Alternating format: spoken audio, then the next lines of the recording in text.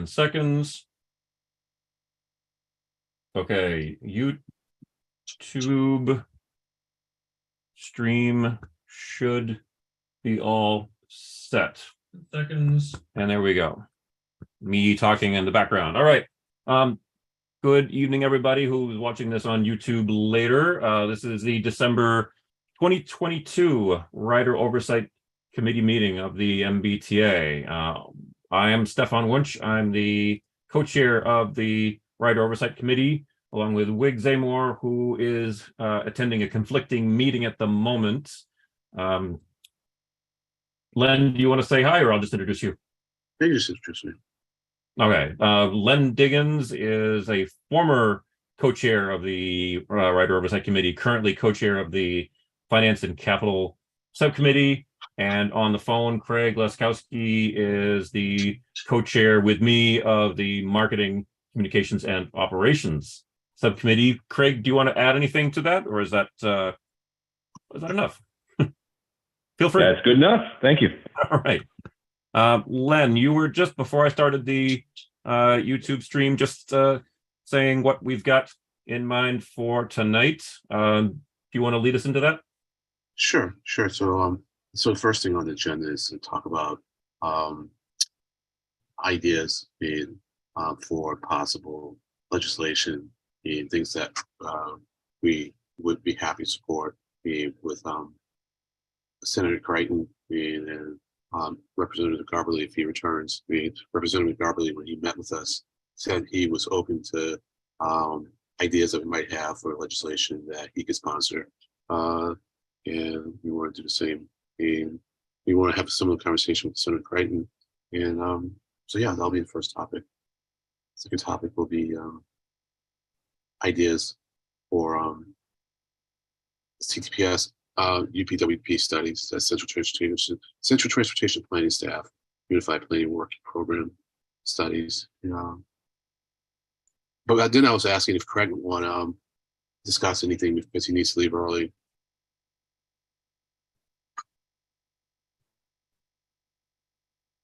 No, I'm just wondering, for posterity's sake, do we need to run through the? I mean, it doesn't make any sense just the three of us to talk through the minutes of the last meeting, right? If we're the only ones on. Yeah, because I mean the last meeting has been like a joint meeting of all the subcommittees anyway, so it's like another ROC meeting. So I think it'd just be worth reviewing if someone who wasn't at that meeting was here. You were at that meeting last week, right? Correct. So it doesn't make any sense to go through. Yeah. Well, we can go straight into your topic and go from there. Yeah. So part of the motivation for this is, not only came out of our meeting with with Representative Garberly, but also was it late last week or the week before? Everything just kind of mushes together. Susan Barrett, who is the transportation director, some role in transportation in Lexington, reached out to me to find out if the RTAC was trying to do something concrete to support RTAs, and in her case, they have like a service, and that's it. It's pretty much the advisory council for the MPO doesn't propose projects. We simply recommend that the MPO funds projects. So the projects have to be brought to us, and then they are evaluated, and then we either go along with what is likely to get funded, or we state our preference that things be different. Nothing's really coming. We have this community connections pot of money that goes primarily for like the kind of last mile connections to the MBTA or other RTAs, and so but I mean, but essentially what's going on now is that the RTAs, I mean, the municipal bus programs, I mean, are struggling. And so I think it'd be good to try to figure out some way to help fund them, because I think, if we can get people in various parts of the region to be used to using transit and see the benefits of it, hopefully they'll continue using transit. And I think you make an argument that to get someone out of a car in a less dense region does a greater benefit with respect to fossil fuel usage than in a dense urban area such as where most of us live. So I actually asked Susie if she could if she was interested in making it to this meeting. She was interested, but she has a conflict. I mean, it was pretty short notice, anyways. But she just sent me a nice letter with some ideas. I mean, we can run through it if you'd like, but I'll stop and ask if anyone wants to say anything. Or Yeah, please. I'd like to hear that. Greg? Yeah, I guess where I would draw the line on this one, Len, is I absolutely supportive of more public transportation anywhere, right? Like I would write a letter in support of more transportation in Helsinki, if that's necessary. Right. To make it relevant and appropriate for this committee, right. I think if we're going to make a recommendation, I think there has to be some link into the MBTA on it. Right. And I think there's different ways of doing that. And I'm open to how we do that. Right. Or one thought that came off the top of my mind would be maybe could we incentivize with extra money, right? So not just blank checks to RTAs, but could we incentivize extra money to RTAs if they provide additional service to commuter rail stops or to endpoints on the subway or other ways to kind of tie in, not have these island RTAs, but kind of loosely or more have a more cohesive fabric of a transportation system where different systems are connected, and then use the money as a carrot to help drive that approach. Yeah. So look, I understand where you're coming from, Greg. And essentially, I just want to get a conversation going and get the ideas out there, to our legislators, and get more people who are advocating for more monies, more active, and if we are the spark, then I'm fine with that. So it may very well be that we propose legislation, and it's not that even we propose, that we urge our representatives to support legislation that has a link to the T. But if in the process, they also or instead of fund the other types of transit systems, I think we'll all be better off for it. And if we get credit, fine. If we don't, that's okay too, as long as we get more transit. So that's my long way of saying I agree with Craig. And certainly if you come up with something an idea that you think really has a strong link to the T, then I'll be happy to try to work out some details.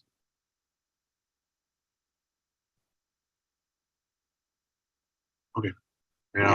So let me just I'll read a little bit, and then at some point maybe stop, and then we'll delve into the CTPS study idea before Craig has to leave, and then come back to this. It's just you and myself, Stefan. So she starts. We need to find a way to consolidate and coordinate the vast array of transportation services that are not part of the MBTA or RTAs. This includes a mix of private, semi-private, and municipal services, both fixed route and demand-based. Point A, under that, it seems that grant funding, licensing, and registration, in parentheses, RMV, DOT, DPU, are some gatekeeping possibilities for keeping things in check on shuttle services. Point B, in addition, I think we need regional TDM, that's transit demand management policies, programs. Oh, okay, I'm sorry. I made that seem there's more to it. It's like, in addition, she thinks we need more regional transit demand management policies and programs. And she's wondering if the Boston MPO is doing a study on this. And I think we are. You know, or at least, yeah, I think we are. I think we did approve that. In point C, having mobility managers who are willing and able to connect people to all types of transportation. And so she has an example, like some communities may only be referring seniors to taxi services or council on aging vans as an example, unaware that there may be other options. So that's the first point with subpoints.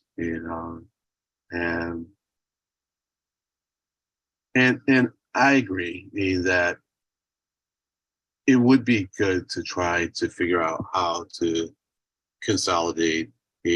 But the tension always with that is that with that consolidation,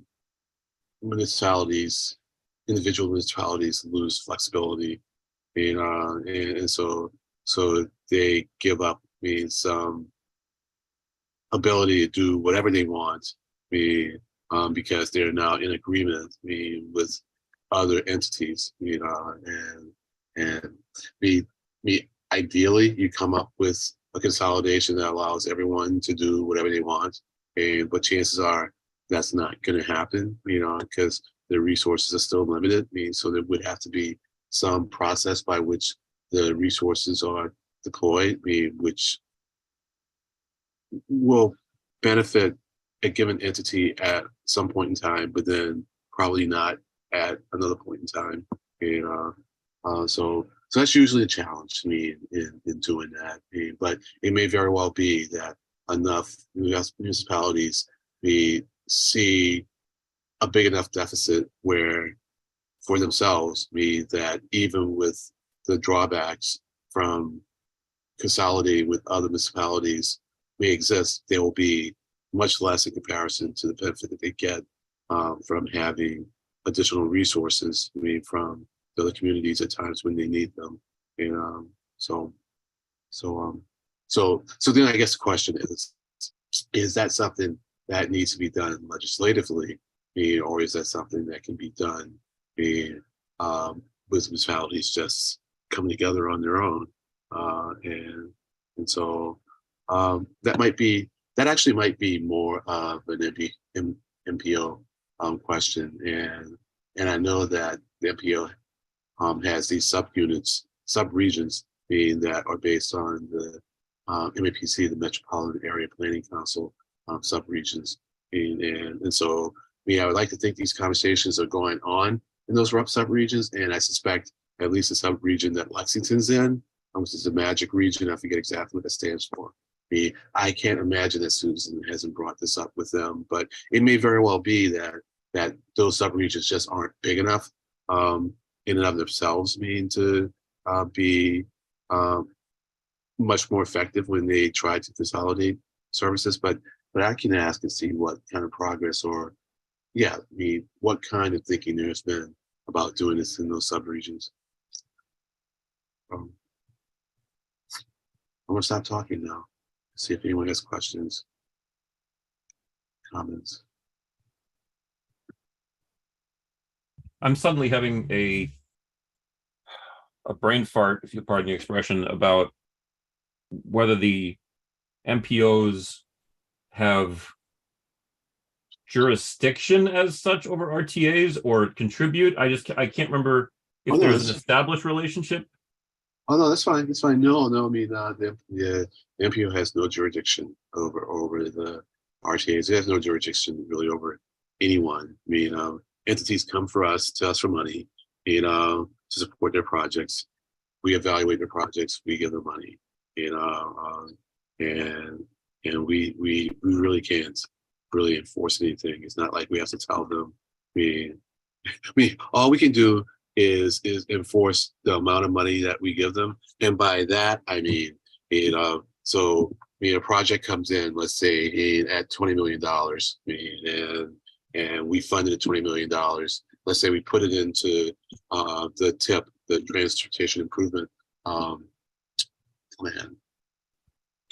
I always forget whether it's plan or program.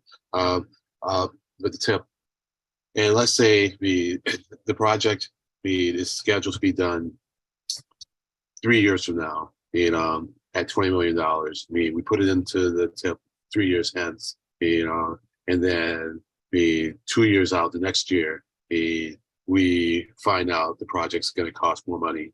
Then at that point, we can evaluate whether or not we're going to keep it in the tip. We almost always do so. In fact, I can't think of a case where we haven't. The reason being is that the municipalities have put so much effort into it at that point, that to take the project out is to really pull the rug from under them in a very destructive way, because, and I mean, I realize that now just from my involvement on the town level. It's just like so much effort goes into this, from the planning department, to the town meeting members, to the extent anything has to pass town meeting, and usually lots of other people on staff, and this isn't so much also that so much effort has gone into that project as much as it is that effort didn't go into other projects because there's only so much bandwidth for staff, so that to take away a project, really does a real detriment to that community. So my point is that the only thing we can enforce is how much money we're going to give them, and all we can really do is just give them a hard time. If the project is underway, so once the project's underway, we're not going to not fund it.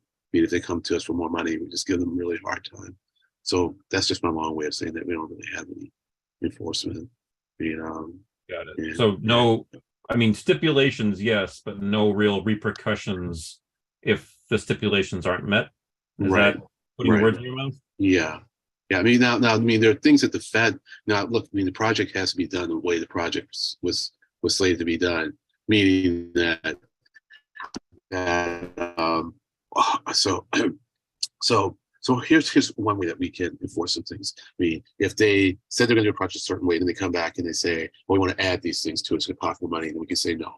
They'd have to give us good reason for why they need to spend more money on, in addition to the project, as opposed to what they originally had programmed costing more due to inflation or due to something unexpected happening, like they dig and then they find out, that's different kind of earth that we're digging in.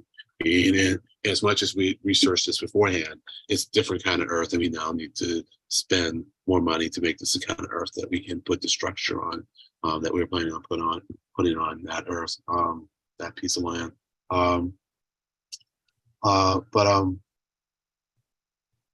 So I'm kind of losing my train, So that's okay. I'm with you. Yeah. Yeah. So yeah. Anyways, I lost the thought. No, it's okay. I'll follow up on that because I'm assuming you're talking primarily about the Boston MPO, but the 12 others, I'm assuming, operate in the same way. In other words, the 12 other regional MPOs throughout the Commonwealth operate exactly the same as the Boston MPO, or is each regional MPO like up, on their own to determine their own policies and processes? Well, they can determine their own policies and processes. But the Massachusetts MPOs, I think Massachusetts is like the only state where I think the Secretary of Transportation has a seat on all of the MPOs in Massachusetts. That's not the case in other states. In fact, our Secretary of Transportation plays a very outsized role on all its MPOs, than all the states' MPOs and any other Secretary of Transportation. I'm pretty sure. If there is another one, it's probably just another one. But and the rationale in our case is that the state puts up the 20% match, because deal with the projects that are funded by the MPO, that's all Fed money, and the Fed the feds fund 80% of the project, and the municipalities are supposed to fund the other 20%. And in the case of Massachusetts, the MassDOT funds that other 20%. So that's MassDOT's rationale for why it should be on the board, helping in the selection of the projects, So Yep, got it. But in the case of the other 12 regional MPOs, are we thinking of them as well when we're talking about any possible legislation to increase funding or foster like Craig was saying, foster RTAs to do connections to existing public transit? Is that are we focusing just on the MBTA region and the Boston MPO? Well, I'm thinking, since we're talking with state folks, it would be good if we did statewide, because I think the more we can get other regions to benefit from state money for transit, then the easier time the MBTA will have, or the east part of the state will have, when it asks for more transit money.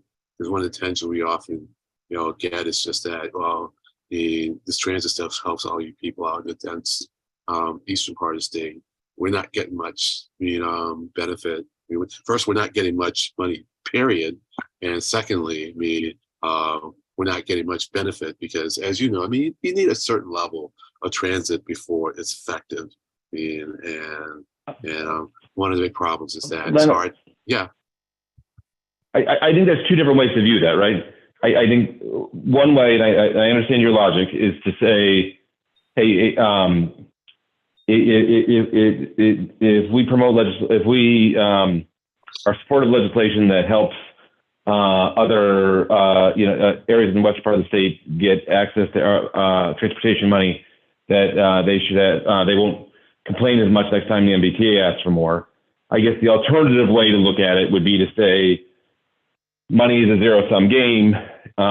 There's only so much money to go around.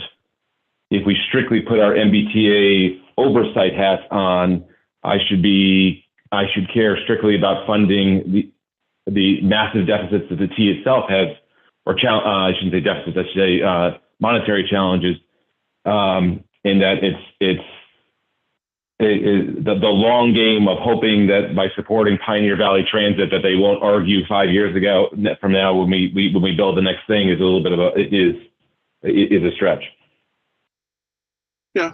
Yeah, well, yeah, and that to me is just, it's not even close to the primary reason for wanting to provide assistance to the less dense parts of the state when it comes to transit. I just think they need it.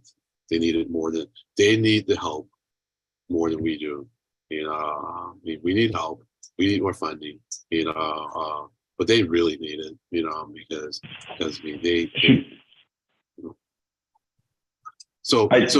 I'm sure that I can't speak to that either way, Len. Yeah. I have not done the research on those organizations outside the MBTA. Right. I can't agree or disagree with your statement. Right. All I can say is it's outside of my knowledge base and outside the purview of this committee. Yeah, and that's why.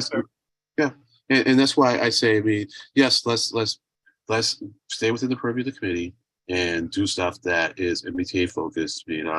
But with the understanding and the hope, though, that this just gets the conversation going, across the Commonwealth, and that folks will realize that we just need to provide more money for transit statewide. And it isn't really a matter of the other parts of the region being supportive of the MBTA X number of years down the road. It's more so that if we are proposing legislation that is going to benefit them, then and us, it'll make it easier for them to support that legislation than if it just has an MBTA eastern part of the state focus. Craig, just you might find this interesting. I know you're on the phone only and you can't see this, but I just happened to pull up a list of the Massachusetts RTAs, that's on the T4MA website, and it's got well, unfortunately, it's as of 2016, but nonetheless, there's for example, Pioneer Valley RTA, which is out Worcester and south to the Connecticut border, 13 million annual rides, or I don't know if that's riders, people, or trips, but Probably trips. probably, yeah. I mean, 13 million trips for an RTA that's, I mean, I'm looking at it, probably a dozen municipalities in it. That's quite amazing. And if I agree that, you know, we are MBTA oversight, but certainly the conversation about fostering RTA connections to, you know, regional rail and MBTA rail, even out as far as Worcester, and if MassDOT gets the connection to Pittsfield, I don't know. I don't have an end to that sentence. I'm just trailing off. Yeah. Well, look, I mean, like I said, I understand, Craig's argument. I mean, it's the winning argument, and so it's just a matter of whether we can, yeah. I mean, listen, and it'll be great if we can get more funding for transit systems, be they RTAs, or municipal services, that connectivity, and if we get that, and and only that, then that'll be fine, but I would like to, in the process of trying to get that, also make the case for more funding being statewide,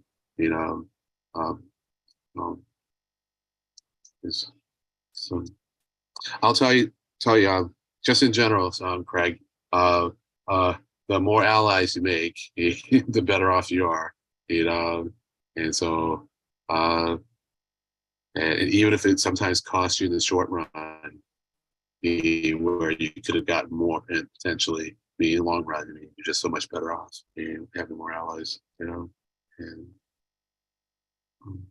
I'm not telling you anything you don't know, Yep. And speaking of allies, I mean, I have to assume that the MBTA, I mean, okay, you two correct me if I'm wrong on this. I would like to think that the MBTA is, I guess I don't want to say ally as much as, well, yeah. I mean, the MBTA and MassDOT have got to be in favor of RTAs because it's getting people off the roads. It's getting people into. I mean, RTAs are public transit, right? Yeah. Okay. So I'm trying to think. The MBTA and RTAs are not at odds with each other exactly, are they? No.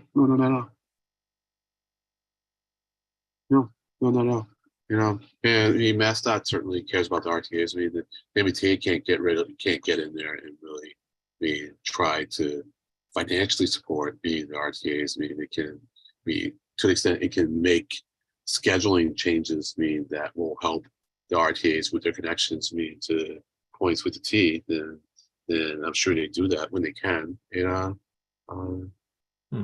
but then there's the issue of some of the history. I mean, we were talking in the subcommittee about how some of the histories of the RTAs go back to wanting to avoid MBTA, not tariffs. What's the word for the municipal assessments, right? Yeah. Yeah. Does that come in? Does that factor in the 21st century? Municipalities still wanting to avoid MBTA assessments and spinning their own RTAs because they don't want to be into the MBTA? I don't know. Came up in the subcommittee. I don't know, but we may find out soon, because with the South Coast Rail, I think that whole assessment calculation has to be recalculated, and because more communities are coming in, and so they have to redo the reassessment calculation. And so, I don't know to what extent communities are stuck in that, stuck having to pay for assessments, even without this period where we have to do a reassessment. I would imagine a community could leave anytime they decided that they don't want to be a part of it. But this reassessment is going to, I think, open up how communities pay. And I think it might spark a interesting conversation that I know some people in Arlington have been really itching to have. I hadn't thought of that before. Yeah, I mean, certainly the Southeastern Regional Transit Authority, SRTA, includes Fall River, Freetown, and New Bedford, and those are where the stations are going for the new South Coast Rail. Right. That's wow. Right. And that actually would that would tie into my idea of if you could support those RTA. They may not have service to the stations because they're brand new stations, so it makes sense to promote funding the RTAs to link into the broader MBTA network. Yeah, exactly. I mean, so like I said, your argument is a winning argument. And now it's just really a matter of how to make it work, and try to make it work as broadly as possible is what I like to do. But if I lose that argument and it gets a narrow focus, then it's still. Go ahead. I'm fine if it ends up whatever we say, they take it and they go, and the legislature does what it does, and it goes in a different direction and funds transportation more broadly. That's fine. I think I think our voice or if we could tie it into our committee and into the MBTA. It makes sense why they'd be hearing from us, right? Like it just kind of ties it. Like, oh, I should listen to these people. They're advocating for themselves and for the RTAs. Well, that's not nice. They're playing ball, kind of thing. And if that gets the ball going, and then they go a different direction and suddenly just get Pioneer Valley money for no reason, other than just broadly public transportation being a public good, that's not the worst outcome in the world. Yeah, right. That's just not necessarily the starting point we should have from our perspective. Right. I just want to keep it in mind that you might need to pop out anytime. So I wanted to switch gears over to CTPS. Yes. Yeah, please. So the idea that I have, and I've been working, I use that word loosely, mostly like treading water with the folks who are working on the next travel demand model that they do every 4 years when they get ready to do the next long range transportation plan. And so from that, they're going to be doing various runs of the model in order to see the projected effects of whether we adopt a certain set of types of projects or not. And so it'd be nice to see what variables in the model have the biggest effect on transit. So let's say we wanted to increase transit. What kinds of development where would have the biggest impact on transit. So this would be more of a kind of a basic science type of study. And they said, yeah, that makes a really good UPWP study. And and the CTPS, I think we give like $20,000 to staff to do their own like staff studies, things that they come up with on their own. But they told me that we think that kind of study would cost more than that. So it'd be good to have like a really formal study proposal. And so I think it'd be good for us to try to make that kind of formal study proposal. Because this is a case where it'd be transit. And now what we're trying to do is figure out what are the variables that have the biggest effect on transit. And to the extent we get a handle on those, then maybe we can advocate for policy that have an effect on those variables. So is it having a wider network that makes for more transit use, or is it having a narrow network that has a lot more service? So a wider network with like less frequency service, or a narrower network, with a higher frequency service, those kinds of things. So just try to get a handle on that. So I'm suggesting that we suggest that study to them, and they have some guidelines for what a study proposal should look like. I can re-examine those guidelines and then write up a proposal. And I think we have until the end of January to get our proposal in, so I could do this and have something ready for our January meeting. That would be fantastic. Yeah. Remind me though, the UPWP is coming out of the MPO, right? Yeah, the UPWP that's funded by the MPO. Yeah. Funded by it. Okay. Yeah, it's funded by. So the feds fund the MPO, and all of the UPW studies are funded by the MPO. Okay. All of the discrete studies are. The CPS does studies for other entities. Like the MBTA will hire a CDPS to do like an equity analysis. And but that's like the MBTA is a client at that point. And so the MBTA is actually paying to CDPS. But the short, and I'm just going into detail. That's beyond what you asked, but just to be technically correct. Yeah, no, that's good. That's good. Yeah. And I'm all of a sudden also forgetting, does MAPC have any involvement with the MPO and the UPWP? Or is MAPC just off on its own? No, well, it's like so the MAPC is a fiduciary body for the MPO, but the MAPC has a seat on the board. In fact, the MAPC generally has like the vice chair seat on the MPO board. The MAPC is essentially the sister organization for the MPO, and in a lot of states, or a lot of MPOs, their planning organization, like their land use planning organization and whatnot, is all their transportation planning. Their MPO is a part of their planning organization. So in our case, we kind of sit side by side. But in a lot of other entities, it's like the MPO is like a part of that planning organization. Okay. It has this substructure because it's kind of mandated to a certain extent by the feds. So the feds pretty much say you have to have a structure for your MPO.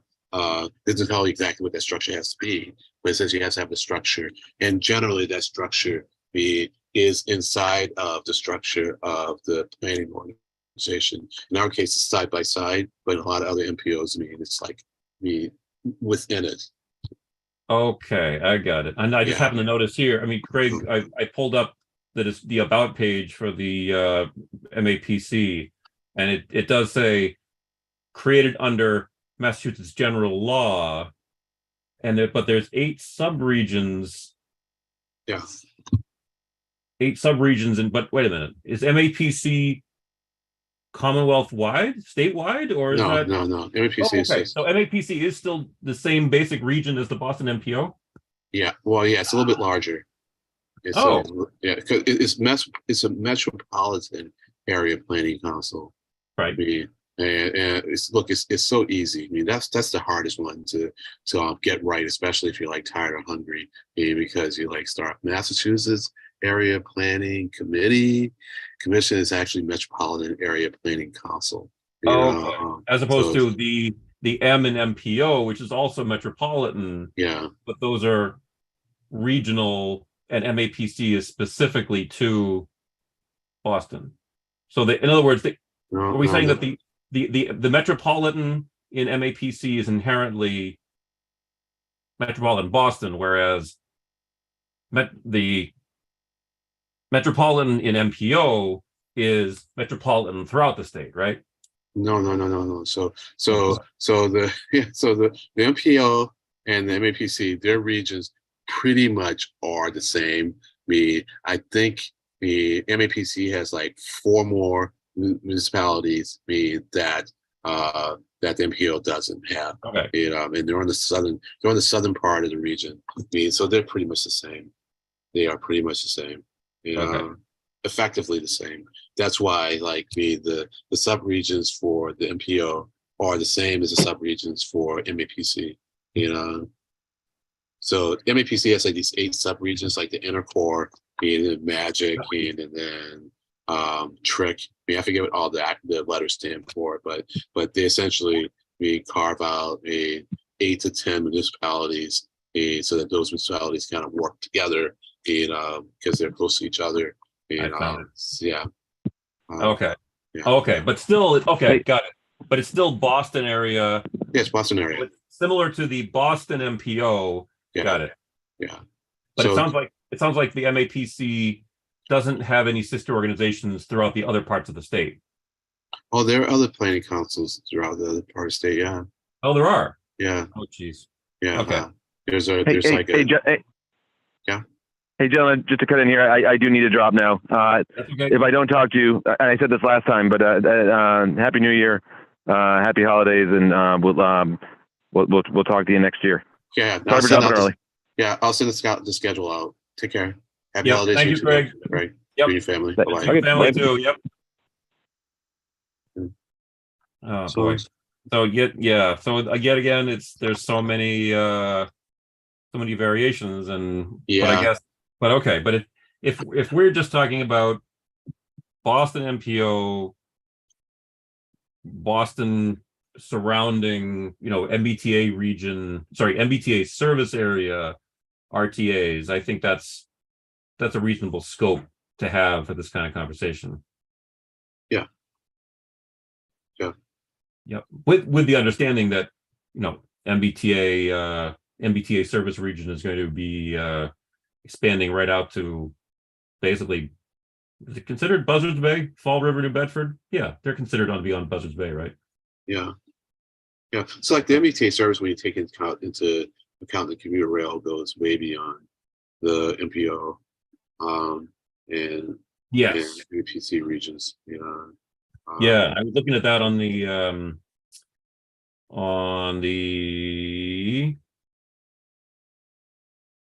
I don't have it in front of me now, but yeah, I was looking at the MPO regions a moment ago. Yep.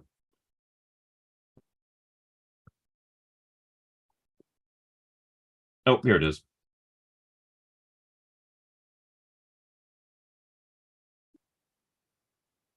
Yep, I found it. There it is.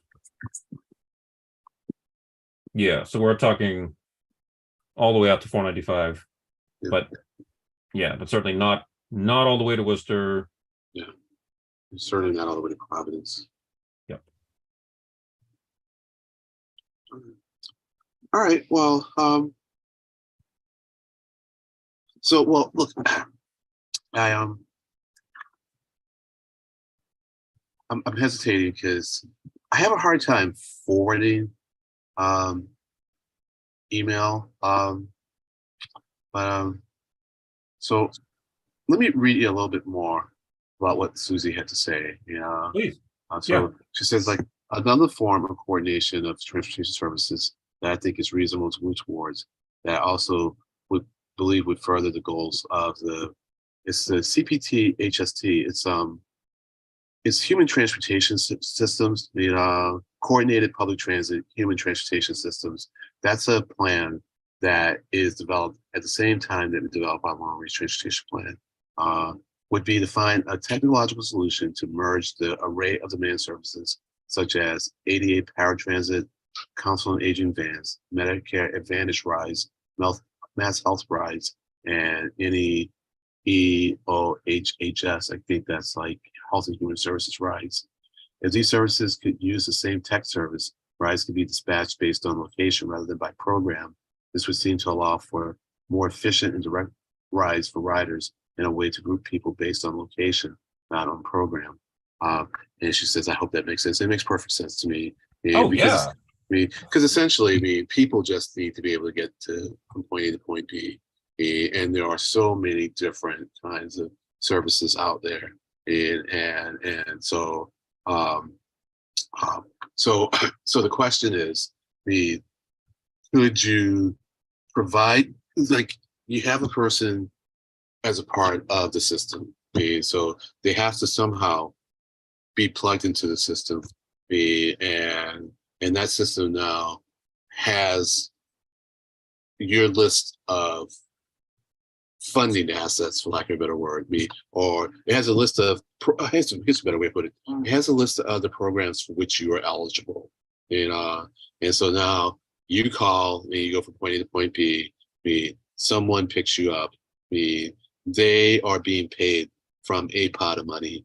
And so now you look to see if that person is eligible for that pot of money. If they are, then they tap that pot as they go from point A to point B. If they aren't, then there may be some other service, when they get to point B, that they can tap into, that can get them back home. But when they get back home, that source is also paying for the trip out. And so let's say you go from point A to point B, and this just happens as they use the system. So it may be that they take a trip from point A to point B, and from point B back to point A, and nothing's covered. But they may go from point A to point C, and then that's covered. And so that will then kind of cover what they need to pay for the trip from point A to point B. My point is that we can figure this out. Yes, it would be one of these cases where maybe it goes from just simply being complex to complicated. Because generally, my take on things is that complex is good, complicated is bad. But it might be just like well, in order to make this work, it's going to be a complicated system. It's going to be really hard to figure out because there's just so many variables. But you can, you know what I mean? It's like it's essentially a coding issue. You know what I mean? Yes, I get that. Yeah, you just need someone to get in there and do the coding. And it might even be a case where I think in order to really make it happen, you might even kind of need to crowdsource it. The problem with trying to crowdsource it, though, is that you won't be able to get an individual's profile, meaning the services to which they are eligible, because that becomes like a privacy issue. But I'll tell you what we could do, is that we could model it. So we may not have any given person's profile, but we can get a sense of the possible profiles you could have. So we could find out the services that are out there. And then we could model individuals and figure out how you would do this. So I think we could do it. We could figure out how to do it, and then once you figure out how to do it in the model, then you just kind of deploy it into the real world. And of course, you'll run into things you didn't expect, because people use systems in a ways that you never expect. It's like, why would you do it that way? That's how they do it. Yeah, but go back to the introductory part of your of this topic, where you were saying that there's multiple agencies providing. Is it paratransit, or is it just specialized transit? And it's beyond MBTA and RTAs? Yeah. So most municipalities have like these council on aging vans that help seniors get from point A to point B in town. So let's say they want to go from the senior center, or they want to ride to the senior center. Then there are these council on aging vans that will get them from home to the senior center. Yeah, and that's not part of the RTA? No, it's not part of the RTA. I think these council on aging vans also help people get to medical services.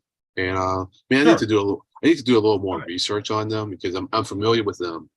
As an entity, as a concept, I haven't really delved into exactly what services they provide, because I haven't had to know that. You know what I mean? At some point, probably sooner rather than later, it'll be in my interest to know. But I'm gonna guess. I'm gonna go out on a limb and say, though, that if it's a municipality's council on aging, the eligibility would be that you are, say, 65 and over, right? Yeah. Okay, so if you're 32 but disabled, mobility impaired, you wouldn't qualify for the council on aging van, or are you saying that we should broaden the service, like the coverage to the audience, to the customer base. Well, Susie kind of makes that point. I mean, that's a good question. So let's say now, there is excess capacity in entities, Council on Aging Van network, at a given point in time, and you have someone, who is younger, being disabled temporarily or longer, and needs to get from point A to point B, and the resources that they usually call on are booked. Mm-hmm. You have this excess capacity in another part of the network. Why not use it? And why not use it now? It's normally, they can't even access it. They probably either don't know the COA, Council on Aging, exists. But if they do, they don't really have any way of connecting with it, because if they call, they'll go, well, we don't serve you. You're not registered for our system. And so they can't help them. You know how it is. It's like you can't provide a service to someone who's not a client because it's illegal. And so, but essentially now it's like, how can we not make that illegal? And how can we make that be something that makes the whole network work better? So Yeah. And so what Susie had was in mind too was like, could you combine COA resources across municipalities? Because some municipalities have like an SX of equipment, but a dearth of people to service the equipment. So she gave one example of a municipality that has, she says, Belmont CEO has 4 vehicles. They only use 2, but there's DPW cannot service their vehicles in a timely manner, requiring them to have double the amount of vehicles that they need as backup. If they were part of a larger pool, this backup fleet could be shared, thus better utilizing resources. Yes. Now the challenge is in sharing it, though, right? And so Yeah. and, I got that. Yeah, and this is what I was getting at when I said what happens though sometimes is that you lose your flexibility, because let's say you're sharing. But you know how it is. There are going to be inconsistencies in the rate of usage. So there may be a time when your excess is out and all of a sudden there's demand at home. And it's like, but now we don't have our resources because they're out helping out in the network. And so, sorry, you're just going to have to wait longer this time. But overall, that wouldn't be the case. You're just going to get like these unusual situations that will be more or less predictable, like less predictable initially. And then as you use the system more, the network learns itself. Yeah, this is sounds like a pretty standard issue of the greatest good. I mean, it's sort of the nature of public transit inherently. Is the MBTA as convenient as an Uber? No, but it's the greater good. Right. That's not the best analogy, but yeah, I know what you mean though. I know. Yeah, I mean you compromise for greatest efficacy, efficiency, cost. Right. Maybe not all of them at the same time. Right. But it's a wonderful idea, but I just keep getting hung up on and I apologize for being negative, but the fiefdoms of individual municipalities paying for their own service, their constituents, I would imagine, would want to have 100% of the municipality's paid resources stay within the municipality. Yeah. Or that subsection, subgroup. Right. I mean, what the people who are consuming the Council on Aging services in Belmont would be I'm trying not to use a foul language here, but they would be incensed if I don't know, say Arlington was tying up their capital and operators. Right. So I guess maybe the way around that then, is for them maybe not to pay for their COA vans, as the state pays for them.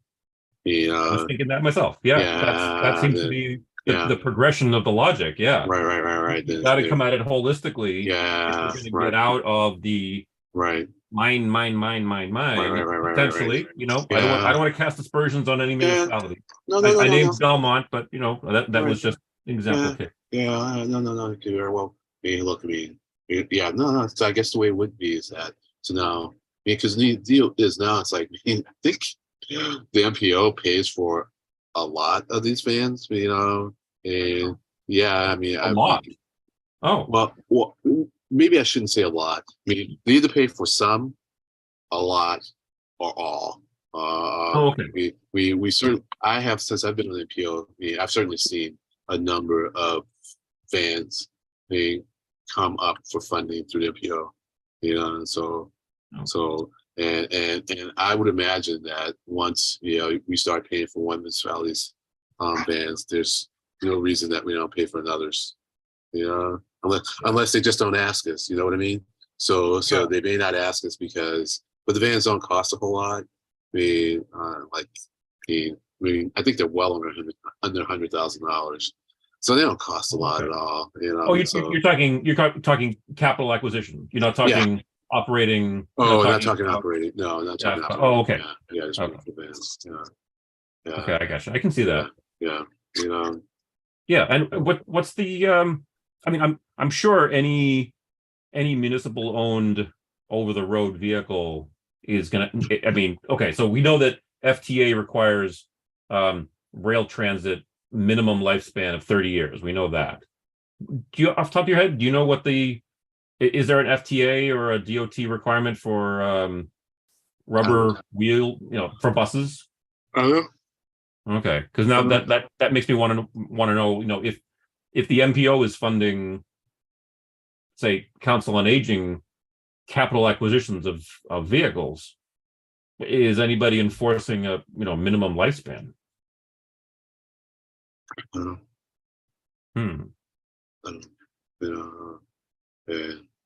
then again, the MPO's job to enforce it anyway. You were saying before. Yeah. No, not really. There isn't really. In fact, I think what would likely happen is that so let's say all the municipalities are asking us for vans. The vans are presumably going to last. Let's say they'll last at least 5 years, right? Yeah. But you like to think at least 5 years, probably more like 10, but you don't know. So let's say somewhere between 5 and 10. If a certain community, let's say Arlington, is getting in the queue every year, it's like, well, we gave you 4 vans.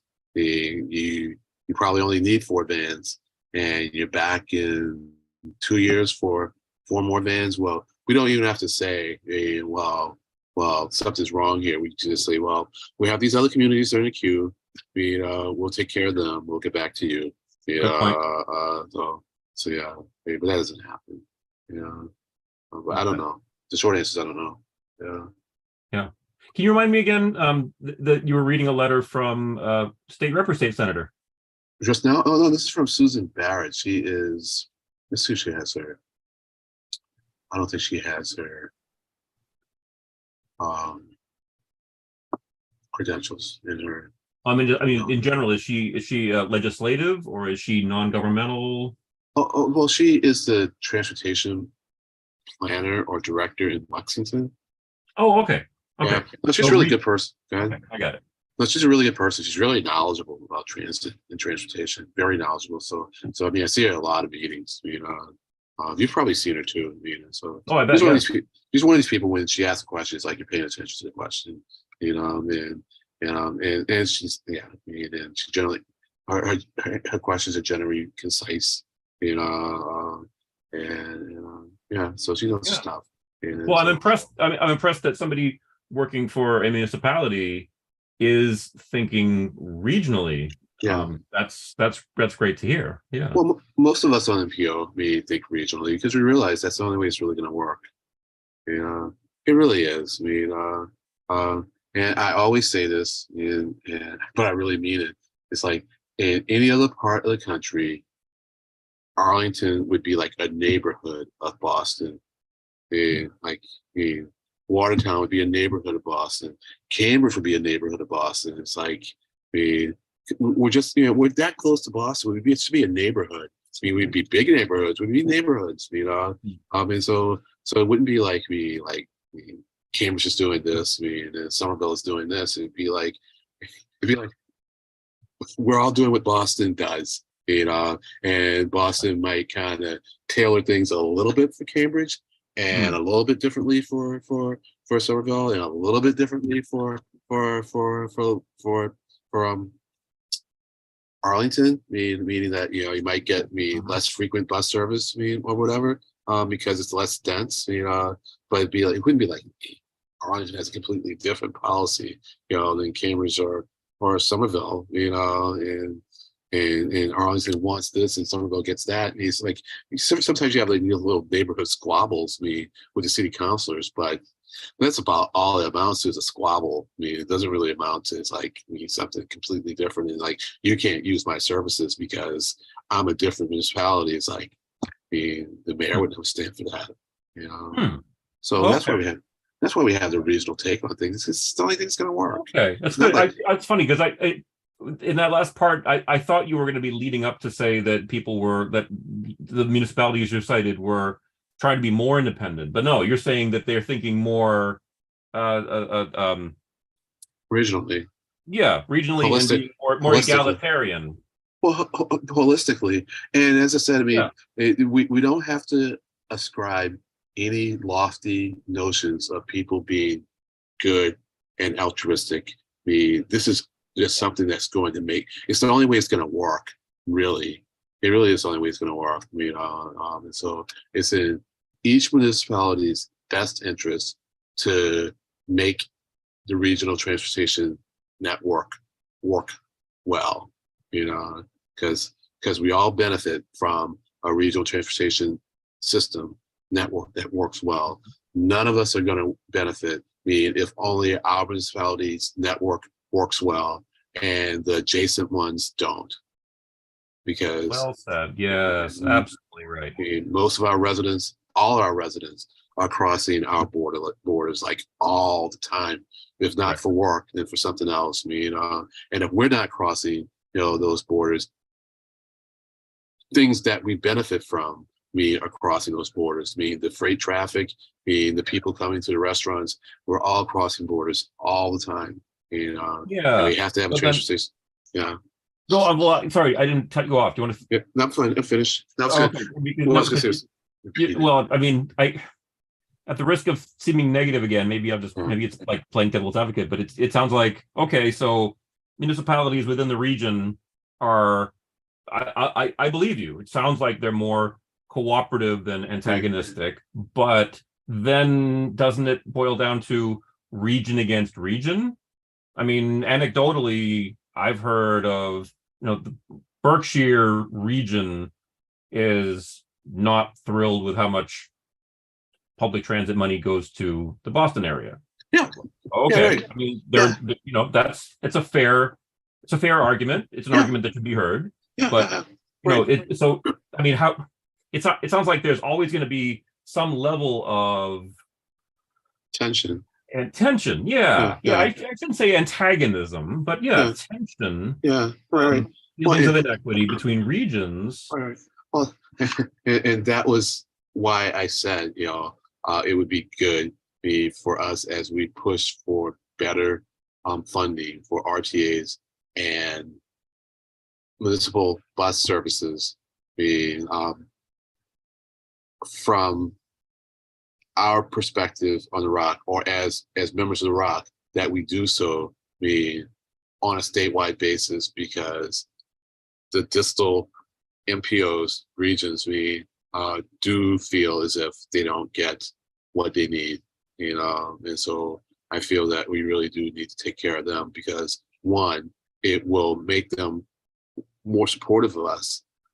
But that's just number one, not as in the number one reason. It's just the first reason. The second and the most important reason is that I think they really do need it more than we do.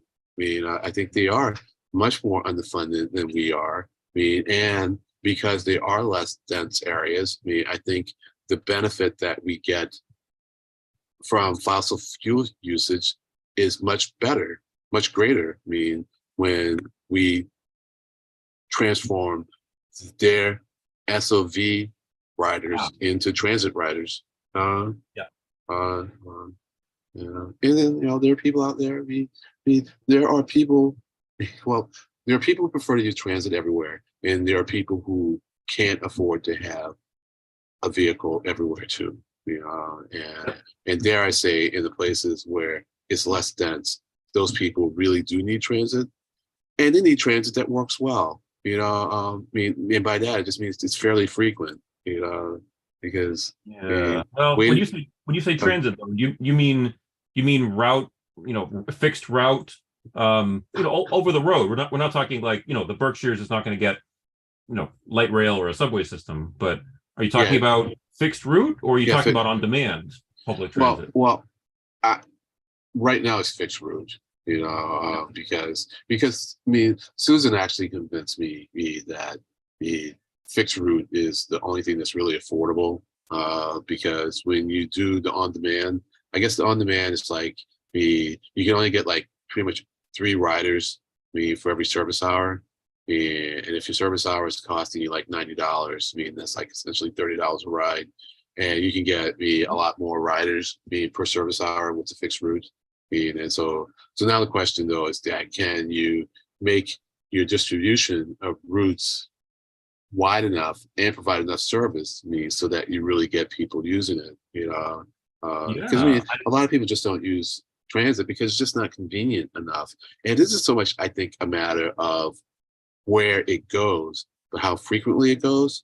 Let me rephrase that. I think how frequently it goes is more of an issue than where it goes. But still, you do need to have a certain spread, because people need to be able to get to the locations they want to get, within a reasonable distance.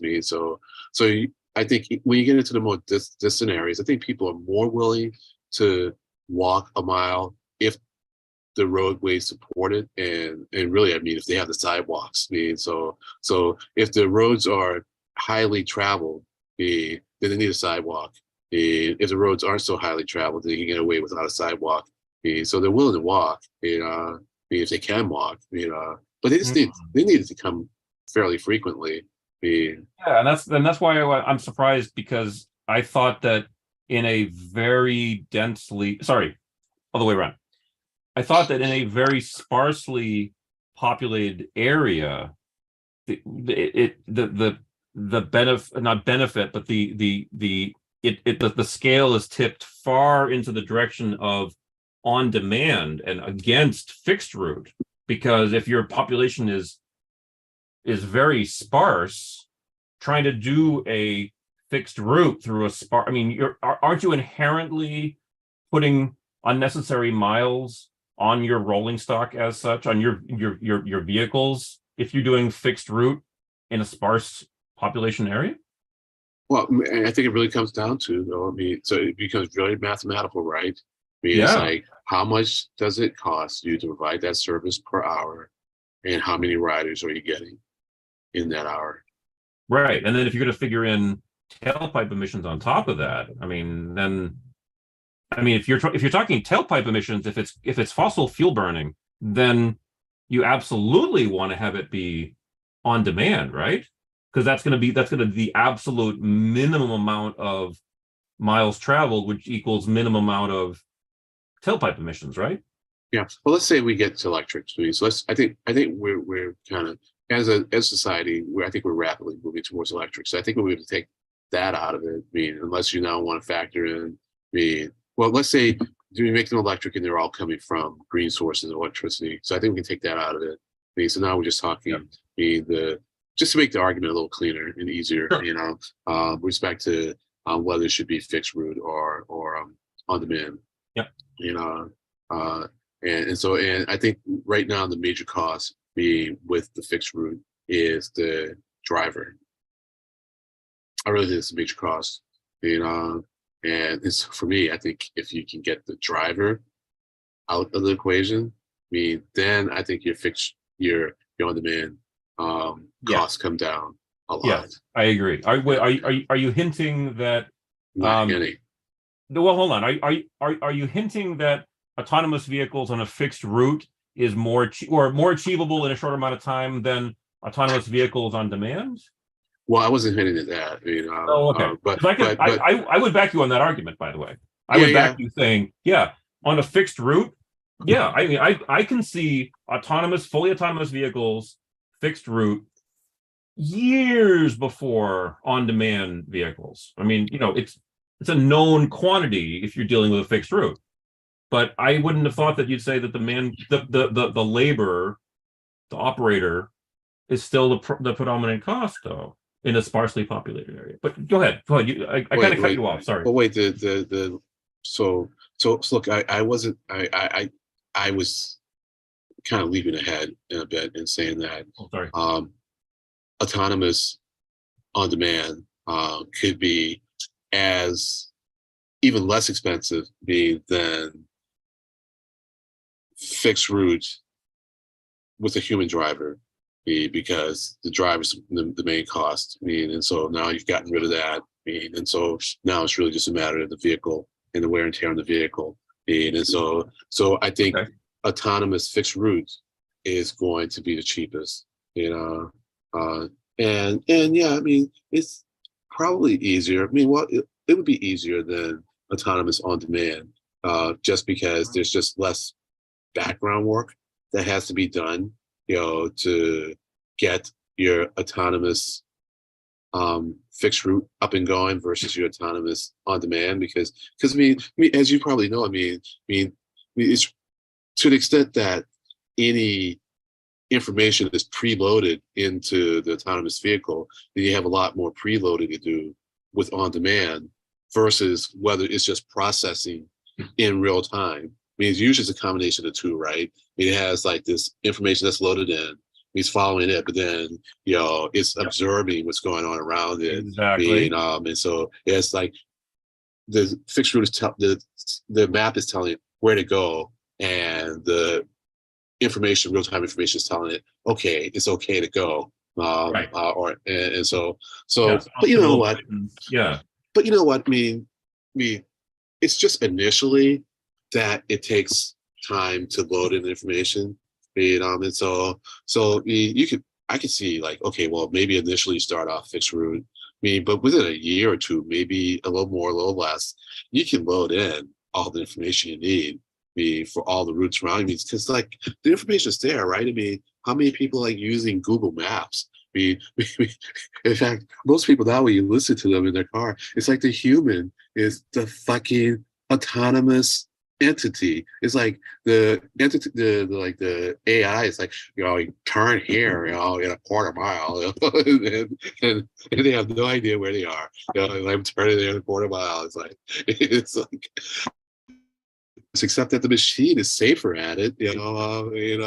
It's like Yep. the humans Yeah, fucking I was yapping actually on the phone. I'm sorry. Go ahead. I'm no, sorry. I was actually leading sort of into. I mean, if we're talking about sparsely populated areas that do need fixed route autonomous vehicle, I mean, there even a more I don't want to say achievable, a more short term solution could be like the guide by wire. You lay down a signal wire in the tarmac, in the asphalt, and so it doesn't have to be as advanced signal processing on board for guideway, that kind of thing. But I mean, that wasn't really my big point. Yeah. But okay, so again, coming back to the issue of, let's say, next 5 years.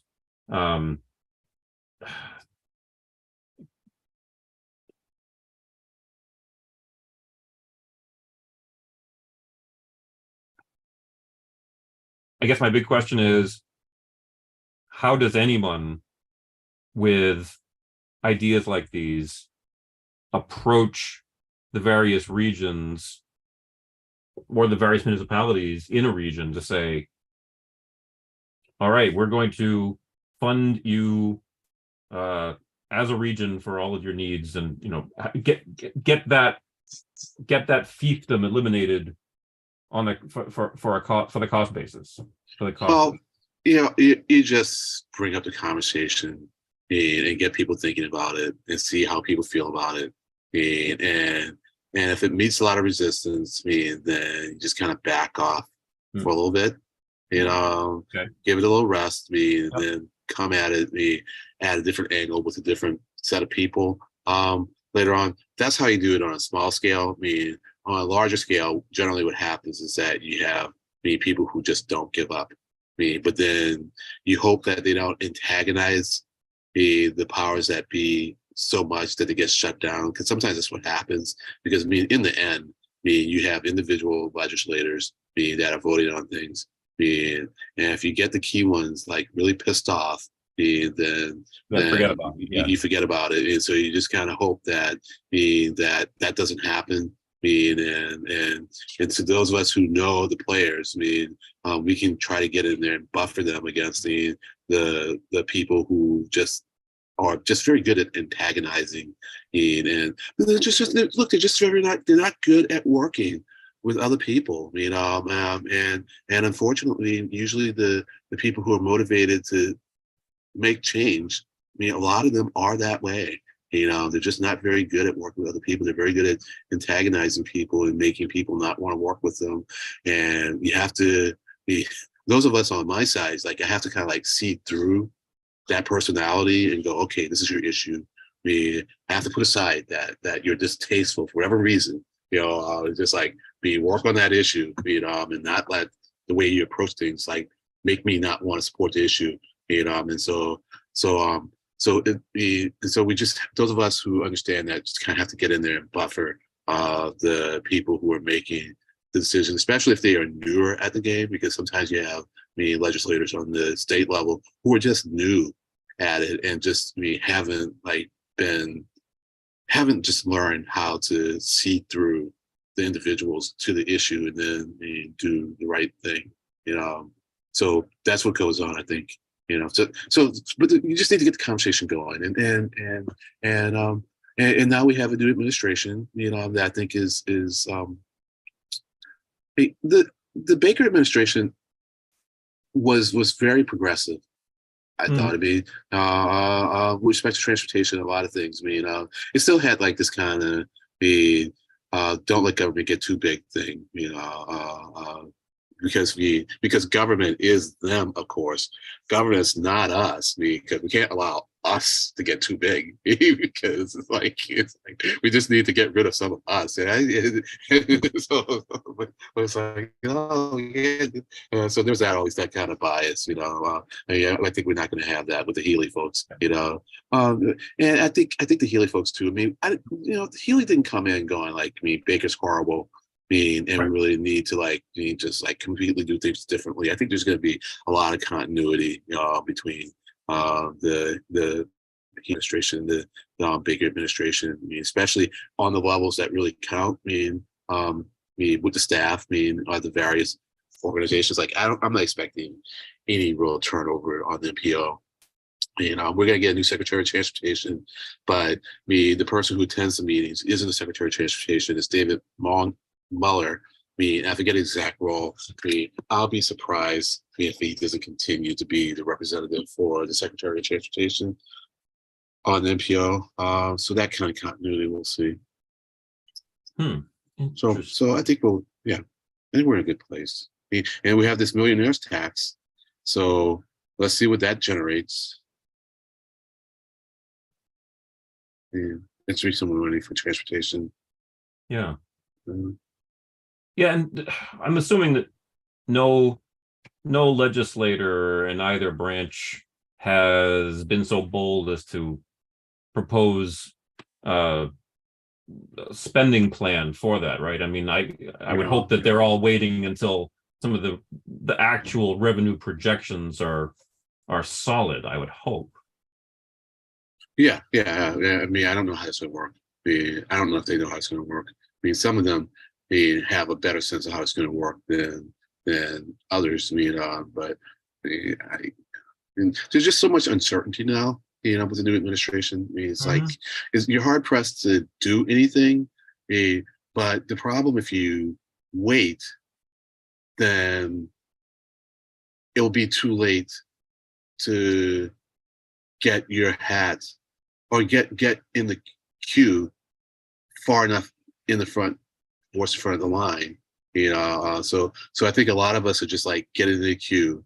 And we're not quite sure where the starting point along the queue is going to be. But we're just getting in line because if you wait till the starting point of the queue is set to get in line, you're just not going to be within that buffer. You know what I mean? Or that zone, that zone. And so I think that's where we are here. I mean, and where we're going to go with your senator, your state senator, and my state rep. And also, I mean, what we're doing too is building a relationship with them, right? Absolutely. And it's getting to know them and their staff. And the best is when something comes up, they come to us. Because that's when you have a really good relationship. Is they come to you going, "What do you think of this? What's your input on this? And maybe someone else's bill completely, but something that is a topic we all care about transit. And as I said, I mean, if we're helping transit out in the western part of the state, and if someone comes to us going, "Do you think it's a good idea, or do you think this is a good way to handle like funding regional transportation or municipal bus services?" And we're like, "Yes, please do." And that's the best. It wasn't until recently that I was aware of the I believe it's the third Friday in January, which is the by statute, it's the filing deadline for each annual session of the legislature. Does that sound right to you? Well, I thought it was later in January, but so it's the third Friday in January. Okay. I believe that's what I looked up. Yeah, I looked it up last week. But Yeah. apparently there's also some stipulations for late filing, but late filing beyond the deadline has to be done through the support of a special committee. But I mean, do you have any sense of whether it's like standard operating procedure to do all these filings in January? I mean, all the filings. Yeah, most of the filings do happen in January. Yeah. Oh, Yeah. okay. Yeah. So is it just a big mad rush? Yeah, it is. Starting after the first of the year until. Yeah, it is. It is. Oh. Yeah. Oh, okay. Which is why I mean, I was pushing, to see if we could get the senator in December, so that we can get a sense. It wouldn't have been the senator. We were talking about having his communications director. His communications director. Yeah. But and I mean, I actually should have started earlier, but it's so hard in a sense, though, to talk with legislators in time, because the election's in November, and you're hard pressed to schedule anything with anyone, for November, because like, well, they haven't been elected yet, so you don't schedule anything in November, and then you're in December. And December is just vacations. Yeah. And it's like, good luck getting anyone in December. And then you're into January. And then it's like, you got like 3 weeks or whatever. And it's like, and so essentially, I think most of what happens is that you're trying to figure out what to do towards the end of the legislative session. But like the second year of the legislative session, I think is when you really kind of need to lay your groundwork for the beginning of the next session. You can't wait until the very end, because then they're like, doing all this year-end stuff. Like they're trying to do the budget. And so like once we get into budget season, it's like, good luck once again, trying to talk with anybody. So I think pretty much you have like January through March of the second year of the legislative session, to do all your groundwork before the beginning of the next session. And so we're gonna be learning some stuff, this year, and hopefully what we'll learn is who to talk to when we see other legislation out there that we like, and then we figure out who will write the legislation that we think would be good to have written in 2025. So yeah. So you got to play the long game. With this democracy thing, the way we do it. So, I just got distracted for a moment because yeah, I'm listening. Bills have to be fully written before the submission deadline, or Yeah. you do? Oh, okay. Yeah, I thought that was the job of going into committee for review, is to actually hammer out the language. I mean, I thought that there was basically like the filing deadline was more of a concept. Am I wrong? No, I mean, so they hammer out the language of what's there, and usually I think we'll try and combine it with other legislation, but unlike in a town meeting, where you submit an article to the warrant, your initial article just has to be broad enough to hold the details that you work out when you bring your article before select board for a hearing. And sometimes that is even a little fuzzy. Sometimes people bring just their more fleshed out idea to select board without the official language. They get a feel for where the select board is going. The select board gives them input, and then they go with town council and write up the details of the article, and then bring that back to the select board for a quick final pass, and then select board, sends it on to town meeting, which will then perhaps hammer it out some more with amendments. But no, we need to have something kind of fleshed out. But it has to be very long. If you go and look at some of the bills that were submitted, you see things that are lengthy, and things that are very short.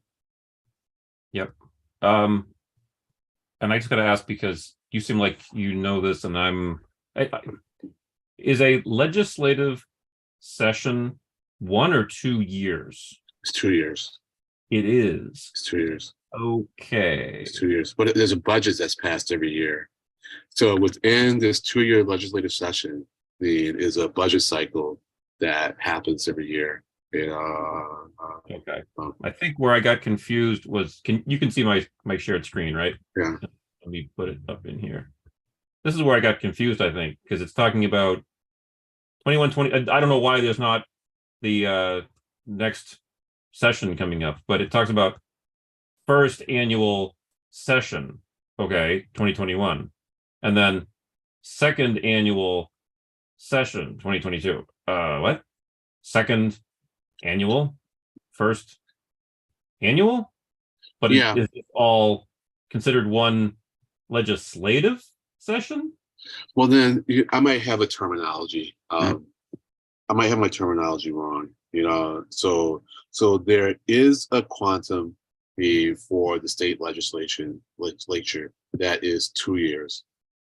So is that, maybe that's the general court?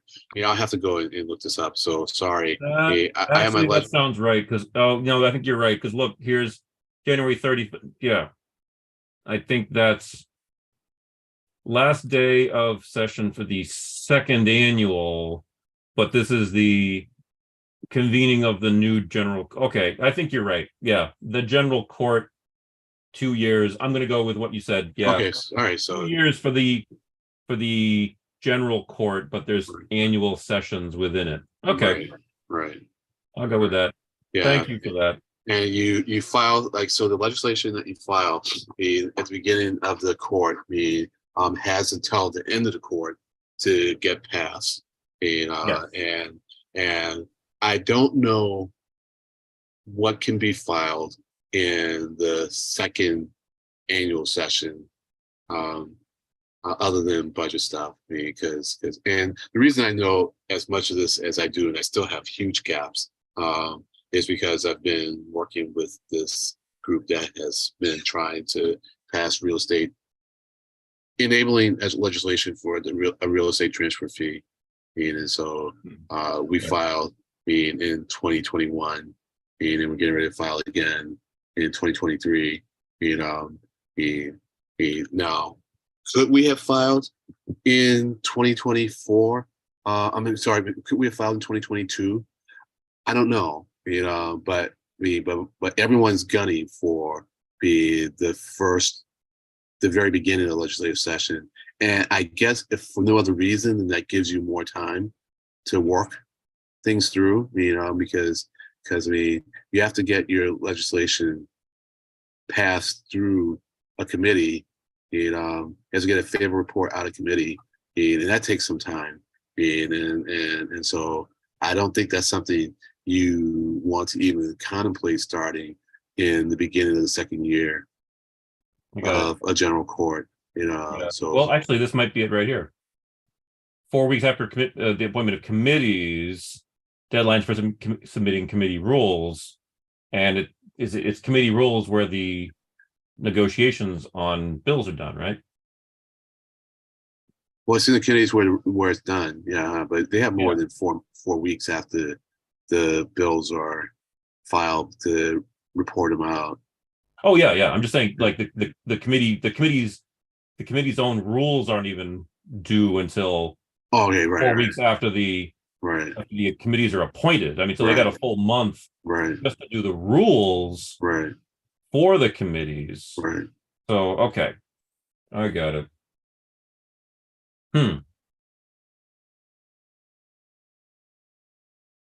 It's interesting that amendments of the Constitution are separate from deadline for say yeah, and I don't understand why.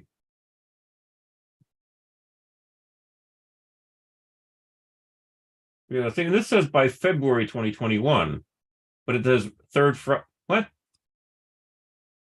Friday in January of first annual session.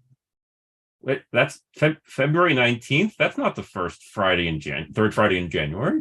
What? This doesn't make any sense to me. Maybe it's supposed to be the third Friday of February. Maybe it's just a typo. You go back and look at what February 19th was in 2021. That would make more sense, yeah.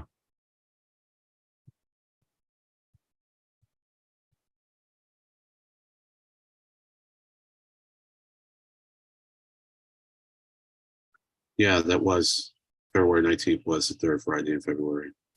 So it's a typo. Okay. Well, then if that's the case, then maybe we will be talking with Senator Creighton before the filing deadline. If it's in fact the third Friday in February, if this is a typo and the date is correct for the last legislative session, then the filing deadline in theory would be at least 3 weeks after we talk with Senator Creighton. Yeah. Well, certainly his aide, gave us the impression, right, that we have time, wasn't it? In his email. Yes. I don't. Did you respond to him when he said he couldn't make it, or was it going to come? He said he wasn't going to come. I just said no problem. Thank you. See you in January. Right. Yeah, it's fine. Yep. I thought that was legit. I'm just like, absolutely, yeah, no problem. Yeah. So, but I mean, particularly if the filing deadline is not indeed until the third Friday in February. Yeah, I mean, my goodness. So I was actually thinking of maybe trying to get the House side, someone from McGee's office to come. Sorry, McGee? I'm sorry, not McGee. I'm sorry, I should have said McGee. What's his name? Will Strauss. Oh, yeah. Maybe try to get someone from Strauss's office to come and meet with us, along with some Crichton. So along with Crichton, sure. Yeah, he might very well be. If attendance is like it's been lately, it might very well we have more people from the legislature here than we have members of the ROC. Well, we did have a slight uptick in attendance last month because we had Representative Garbely. And so Susie Barrett, I mean, she might try and make it. I told her I'd give her more notice. I mean, and there's the new vice chair for the advisory council, the regional transportation advisory council, RTAC, that I'm the chair of now. I think Right. she might want to attend. I mean, so I'm gonna Okay. tell her about it. And so we'll see. You know. Yep. And I have to remind myself and remind you, I'm saying it out loud to partly remind myself. I am prepared to start a membership drive at the drop of a hat. Yeah. I mean, I know enough people that would help me get the word out in addition to just, the various places online, discussion forums, and then with Jacob manning Twitter. right. I would not be surprised that if we really put out a good I don't want to say PR blast, but put out the word, I would be not surprised if we got easily a dozen different people at least expressing interest. Well, I would say, I mean, why I'm fine with us not even going through the screening process. It's like, I mean, if you know someone that wants to be a part of the group, just like put them on board. That's the thing. I don't. I mean, I know a lot of people who I would ask. I know a lot of individuals who I would ask, but I don't know a lot of people who would want to be without me asking them. Well, go ahead and ask Does that them. make sense? Okay. Yeah, go ahead and ask. Because if you, I mean, in that way, you kind of have a sense of, I mean, first ask them, and then you can just kind of lay out, I mean, what the rock is like, Yeah. and what's it all about, and I mean, that way they can honestly tell you. I mean, you just have like a really authentic conversation with them, and Yeah. that way they don't have to worry about whether or not they didn't get it, even though we try to be as explicit as possible about the nature of the beast. Yeah. And of course, even so, I mean, people join stuff, and the normal course is you're excited when you do something new, and then a year or so it's not so new, and then you kind of lose interest. I mean, and you have to push through that, Yeah. So Yeah, and sometimes it's the wedding vows that keep you in there. yeah, right. Oh, Right. you're talking about committee memberships, not marriage. Talking about every No, relation. I'm talking about It was every a relationship. joke, the bad joke Every relationship. goes through Yeah. periods of losing interest. Yeah. Yeah. Or other things come up to me that compete with your interests, Yeah. and sometimes it's just the nature of the notion of like going home and not doing anything, just like getting some rest, because Yep. I find that the civically engaged people tend to be very engaged, Yep. so and you Very exhausted. probably yeah, already exhausted, and are already doing about as much as they can do, Yep. Yep. But for the record, I was completely joking about marriage and relationships being like waning interest in the committee assignments. You said it, and you knew it was being recorded. Yep. Tongue in cheek. Yep. Can't see a cheek. The image is so small. Funny. I'm keeping it clean. Yep. I've learned. For the purposes of wrapping up this meeting, since it's just turned 10 of, I've been scanning YouTube for anyone dropping in any comments. We don't have any members of the public in this Zoom session. Thank you in advance, Len, for including the public registration link in the next calendar year's agendas. So we don't have to worry about the Zoom details to follow. I think that'll help greatly in getting at least people will be able to easily find from our website to the minutes to the Zoom registration link. I think that will be a big help. Yeah, and for members though, I should just put like you will receive your personal invite or personal Zoom link. Sure. Yeah, that's a good reminder too. All right. Yeah, members of the public registration link, and then like parentheses, like committee, regular committee members will receive their own personalized invitation. Yeah. Yeah. Like Actually, that. I think what I'll do is I'll put like a asterisk next to Sure. the message to the public, and then at the bottom of the note, of the agenda, say regular members will get their personalized Zoom link from Stefan. And then usually when I send out the agenda to members, I say, if you haven't gotten your link by Tuesday morning, let me know. Yep. Yeah, but don't say from me though. Say, make sure you say from Zoom, because Zoom. Technically I'm coordinating the Zoom, but I would not want people to expect it to be coming from me. Gotcha. The from address is the Zoom system. Gotcha. Yeah, that's a good point. Okay. Okay, so clearly we're holding off on the committee reports until next month, when we can report up to a greater audience. And do you want to have a discussion of the meeting schedule, or should we just do that over email So amongst the executive committee later? yeah, I mean, I have it already. I'll just email it out, and maybe right after this meeting, tonight or tomorrow. Yep. But it's the same.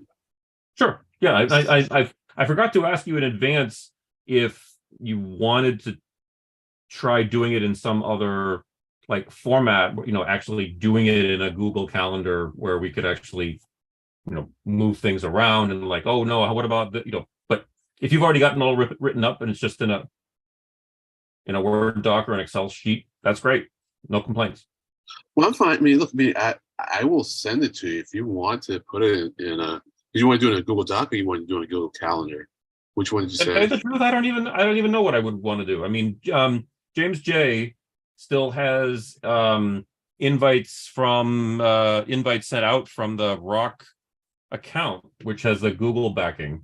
I know this because in my calendar on my Mac, I have a subscription entry that is from the Google Calendar, and the organizer is listed as James J. And when I dragged the event that's right now, today's event, from the previous date to today, it popped up with my calendar app popped up with a message saying, do you want to propose this different day to the organizer? And I was like, yeah. And James J received the email and said, oh, sure, I'll put the meeting on December 13th. So that was a very long-winded way of saying, I think we already have a Google Calendar and James J is administering it. Well then what I'll do, when I haven't been sending him the calendar, so I haven't been sending him the calendar independently of what I send to all the members. But what I can do is I can just send him the spreadsheet. That way, if he is using Google Docs, Google Sheets, it'll be easier for him to integrate it into whatever he's using versus the PDF. Normally, I just send the PDF to folks. Yeah, I think you're right. Yeah. Well, I'd love to take a look at it first. I'll eyeball it for Jewish holidays, just for Barry's benefit, just in case. Sure. Yeah. All right. So I'll send you both versions. I'll send you the spreadsheet and PDF. And then, yeah, please. As if you want to do something in Google about it, it's just I guess the only deal is that you'll want to make it editable by anyone, so that if we do need to change dates, it's not locked down to one person. So like, let's say we change a date for whatever reason, we'll want to make it such that more than one person can change that date.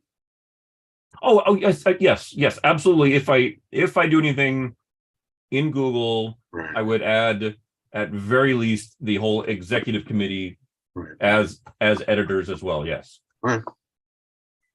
Absolutely. Right.